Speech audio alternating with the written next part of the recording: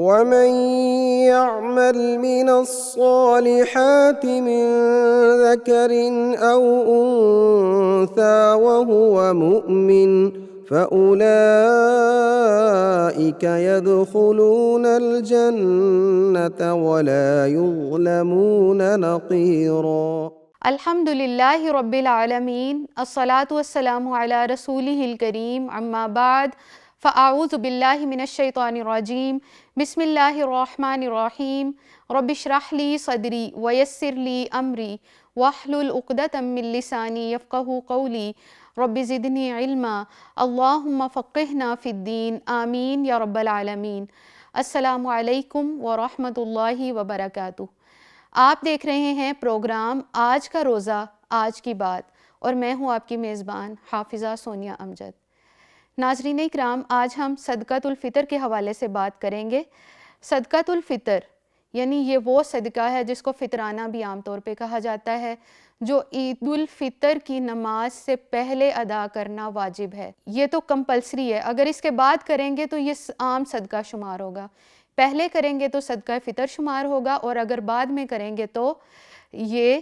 عام صدقہ شمار ہوگا۔ اس حوالے سے حافظ ابن حجر عسقلانی رحمہ اللہ بیان کرتے ہیں کہ صدقہ فطر کو رمضان المبارک کے روزوں کے ساتھ منسوب اس لیے کیا گیا ہے کیونکہ یہ رمضان کے مہینے کے ختم ہونے پر یہ واجب ہو جاتا ہے۔ جیسے ہی رمضان کا مہینہ ختم ہوتا ہے تو یہ صدقہ فطر واجب ہو جاتا ہے۔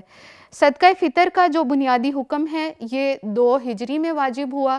اسی سال رمضان المبارک کے روزے بھی فرض ہوئے تھے، اور روزوں کے بعد ظاہر ہے 2 ہجری میں ہی روزے فرض ہوئے تھے، اور 2 ہجری میں ہی یہ صدقۃ الفطر جو ہے وہ فرض ہوا۔ نبی اکرم صلی اللہ علیہ وآلہ وسلم نے اس کی اہمیت کے حوالے سے فرمایا ہے کہ صدقۃ الفطر کو ہر کسی پر اس لیے فرض قرار دیا گیا تاکہ دوران رمضان ہونے والے بیہودہ اقوال و افعال سے پاکیزگی حاصل ہو سکے۔ چنانچہ اس نے اسے یعنی کہ جو کوئی انسان یہ چاہے کہ وہ ہر طرح کے گناہ سے، ہر طرح کے جو نیگیٹو جو امور ہیں ان سے وہ بچ جائے، تو اسے چاہیے کہ وہ صدقہ فطر رمضان المبارک کے روزے کے آخری جو اوقات ہیں ان میں ادا کر لے۔ ادروائز آپ کو پتہ ہے کہ عید سے پہلے تو ادا کرنا اس کو ضروری ہے۔ صدقہ فطر کی مشروعیت کے فوائد، اس میں کچھ پوائنٹس ہیں ہمارے پاس۔ نمبر 1، یہ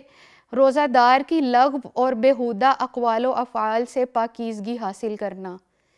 یعنی انسان روزے کے دوران جو کمیاں اس میں رہ جاتی ہیں،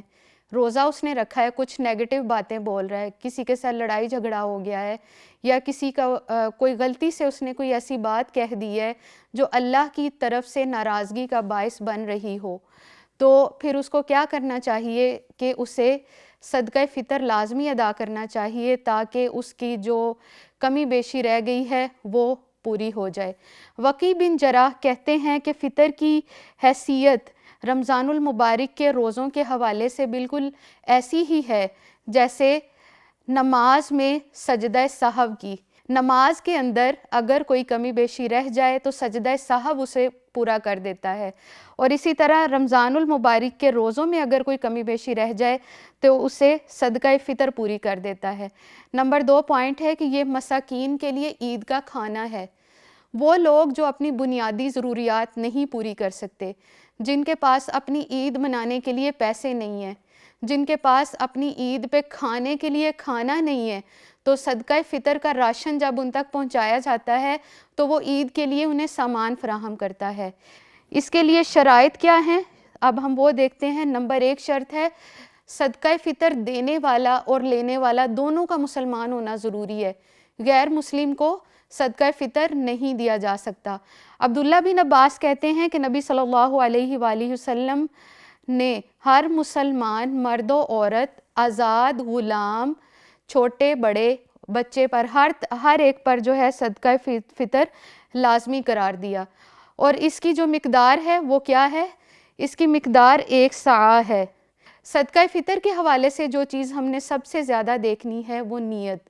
سب سے پہلے جس طرح ہم عبادت جب کرتے ہیں تو اس کے لیے بھی نیت کا خالص ہونا ضروری ہے، اسی طرح صدقہ فطر ادا کرتے ہوئے بھی انسان کی نیت کا خالص ہونا ضروری ہے۔ آپ صلی اللہ علیہ وآلہ وسلم ہمیشہ عید کے دن نماز فطر سے پہلے صدقہ فطر ادا کر دیا کرتے تھے۔ یعنی اگر ہم یہ کہیں نا کہ مسنون طریقے کے مطابق ہم صدقہ فطر ادا کریں تو وہ مسنون طریقہ کیا ہے؟ مسنون مطلب نبی صلی اللہ علیہ وسلم کا سنت طریقہ کیا ہے؟ تو وہ یہ ہے کہ آپ صلی اللہ علیہ وسلم عید کی نماز سے پہلے صدقہ فطر ادا کر دیا کرتے تھے۔ ابن عمر بیان کرتے ہیں کہ آپ صلی اللہ علیہ وآلہ وسلم نے چھوٹے بڑے آزاد غلام اور ہر کسی پر یعنی بچے پر بھی ایون صدقہ فطر ضروری قرار دیا، اور اس کی کفالت کرنے والا جو شخص ہوگا وہی صدقہ فطر ادا کرے گا۔ اس کے علاوہ کچھ اور اہم پوائنٹس ہم اس میں دیکھ لیتے ہیں کہ صدقہ فطر کو عبادت سمجھ کے کرنا چاہیے، بہت سمجھ کے نہیں۔ مال کی محبت انسان کو آزمائش میں مبتلا کر دیتی ہے،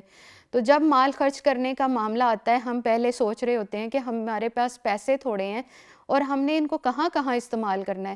تو عام طور پہ جو ہے پیسوں کی باری جب آتی ہے تو ہم کمپرومائز کرنے کے لیے تیار نہیں ہوتے۔ ہمیں یہ سوچنا چاہیے کہ اللہ کا مال ہے، اللہ کا دیا ہوا مال ہے، اسی کے لیے خرچ کرنا ہے، تو ہم جیسے بھی خرچ کریں اللہ کی رضا کے لیے خرچ کریں۔ سب سے پہلے دیکھیں صدقہ فطر ایک عبادت ہے، یعنی اس کو ایک عبادت سمجھ کے کرنا چاہیے، اللہ کا تقرب حاصل کرنے کے لیے کرنا چاہیے کہ اللہ رب العزت کی محبت کا ذریعہ ہے یہ کہ اسی کا دیا ہوا مال اسی کے لیے خرچ کیا جائے، جیسے اللہ تعالیٰ فرماتے ہیں اور کون ہے وہ جو اللہ کو قرض حسنہ دے اور اللہ اسے بڑھا چڑھا کر ادا کرے۔ تو صدقہ فطر اگرچہ فرض عبادت ہے تو فرض عبادت یہ قرض حسنہ بھی بن سکتی ہے اگر نیک نیتی سے اس کو کیا جائے۔ اسی طرح ہمیں یہ دیکھنا چاہیے کہ یہ واجب صدقہ ہے اور واجب ظاہر فرض ہے، تو اگر اس کو فرض سمجھیں تو بھی لازمی کرنا ہے اور اگر واجب سمجھیں تو بھی لازمی کرنا ہے، اور اس کا مقصد مساکین کا اور محتاجوں کا یہ کھانا ہے، فقراء کا یہ کھانا ہے جن کے پاس اپنی ضروریات پوری کرنے کے لیے پیسے نہیں ہیں، ان کو ہم نے فائنینشیل سپورٹ کرنا ہے، تو یہ اس کے لیے ہے۔ اس کے علاوہ تزکیہ نفس کا بھی ذریعہ ہے۔ تزکیہ نفس کا کیسے ذریعہ ہے کہ جیسے ہم نے زکوٰۃ کے حوالے سے پڑھا تھا کہ نبی اکرم صلی اللہ علیہ وسلم کو اللہ نے ہدایت دی تھی، تو یہ تزکیہ کا ذریعہ ہے۔ ظاہر ہے یہ بھی مال ہی دیا جاتا ہے غریبوں اور مساکین کو اللہ کی رضا کے لیے، تو یہ صدقہ کا باعث بن جاتا ہے اور تزکیہ کا باعث بھی بن جاتا ہے۔ اس کے علاوہ کچھ اور چیزیں ہیں کہ پیٹ کے بچے کا صدقہ فطر واجب نہیں ہوتا، وہ بچہ جو ابھی دنیا میں آیا ہی نہیں اس کا صدقہ فطر ادا کرنا ضروری نہیں ہے جب تک وہ دنیا میں نہ آ جائے۔ تو اس حوالے سے ہم نے یہ دیکھنا ہوگا کہ اگر بچہ پیدا ہو گیا ہے، اس حوالے سے کہ اگر بچہ پیدا ہو گیا ہے تو اس کا صدقہ فطر دیا جائے گا، لیکن اگر نہیں ہوا تو نہیں دیا جائے گا۔ اگر پھر بھی کوئی دینا چاہے تو مستحب ہے، فقہاء نے اس کو مستحب کہا ہے۔ اور اس کے علاوہ رمضان کے آخری دن سورج غروب ہونے پر فرض ہو جاتا ہے یہ، یعنی جیسے ہی سورج غروب ہوا اس کے بعد صدقہ فطر دے دینا چاہیے،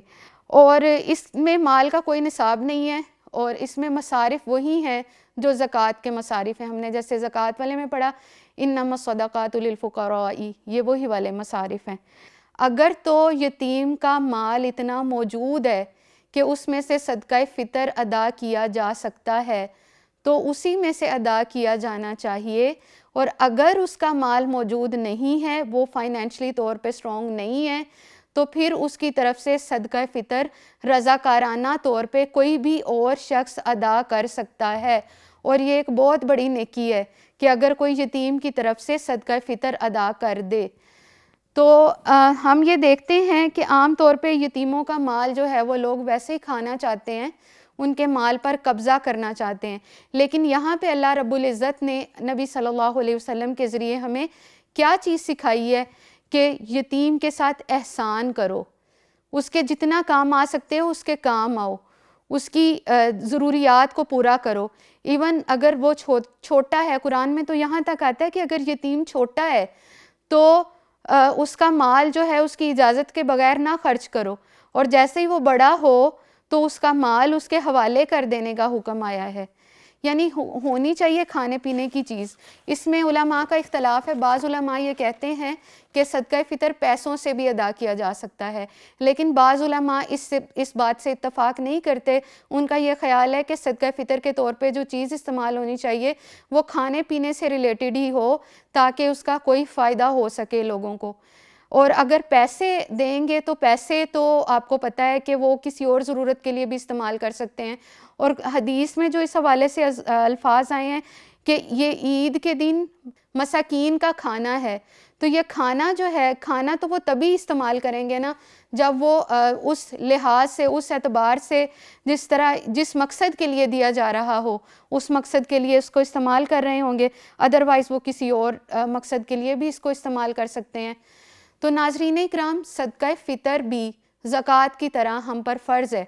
جس طرح ہم نے زکوٰۃ ادا کرنی ہے اور اس کا ذکر قرآن میں آتا ہے، اس طرح صدقہ فطر کا ذکر اگرچہ قرآن میں نہیں آتا، لیکن نبی صلی اللہ علیہ وآلہ وسلم کی سنت اور احادیث سے یہ ثابت ہے کہ آپ نے صدقہ فطر ادا کیا اور امتوں کو اس پر قائم رہنے کا حکم بھی دیا، اور آپ نے موٹیویٹ کیا کہ تمام لوگ جو ہیں وہ صدقہ فطر ضرور ادا کیا کریں۔ تو صدقہ فطر اس وجہ سے ہمیں یہ پتہ چلا کہ سب کے لیے کمپلسری ہے، ایسا نہیں ہے کہ کچھ لوگ دے دیں اور کچھ لوگ نہ دیں۔ تو اس وجہ سے ہمیں خیال یہ رکھنا چاہیے کہ ہمیں صدقہ فطر جو ہے اس کو ضرور ادا کرنا ہے۔ اللہ رب العزت ہم سب کی کمیاں اور کوتاہیاں معاف فرمائے، اور رمضان المبارک میں ہمارے کیے گئے تھوڑے سے اعمال کو بہت سارا جان کے اپنی بارگاہ میں مقبول و منظور فرمائے۔ وآخر دعوانا ان الحمد للہ رب العالمین۔ سبحانک اللہم وبحمدک، اشہد ان لا الہ الا انت، استغفرک واتوب الیک۔ السلام علیکم ورحمۃ اللہ وبرکاتہ۔ ومن يعمل من الصالحات من ذكر أو أنثى وهو مؤمن فأولئك يدخلون الجنة ولا يظلمون نقيرا۔